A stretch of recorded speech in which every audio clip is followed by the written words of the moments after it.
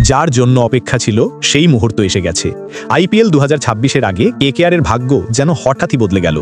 এতদিন ধরে যে সমস্যাগুলোর মধ্যে দিয়ে যাচ্ছিল কলকাতা নাইট রাইডার্স, ক্যাপ্টেন নেই, ওপেনার নেই, উইকেট কিপার নেই, এমনকি কোচ আর মেন্টর নিয়েও ধোঁয়াশা, সবকিছুর একটা বড় সমাধান এবার সামনে এসেছে।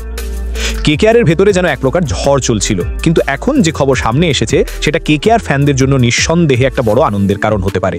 কারণ যে খেলোয়াড়কে নিয়ে এতদিন ধরে আলোচনা চলছিল, অবশেষে সেই খেলোয়াড়কে টার্গেট করেছে কেকেআর, আর সেই নামটা হলো কেএল রাহুল। হ্যাঁ, ঠিকই শুনছেন, কেএল রাহুলকে কেকেআর তাদের দলে নিতে চায়। ট্রেডের মাধ্যমে তাকে দলে আনার প্রস্তাব দেওয়া হয়েছে দিল্লি ক্যাপিটালসকে।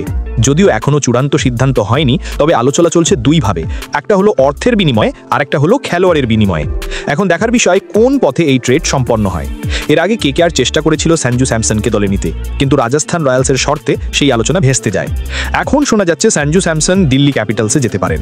আর কেএল রাহুলের ক্ষেত্রে কেকেআর পুরোপুরি সিরিয়াস, কারণ তিনি একজন ওপেনার, উইকেট কিপার এবং অভিজ্ঞ ব্যাটার।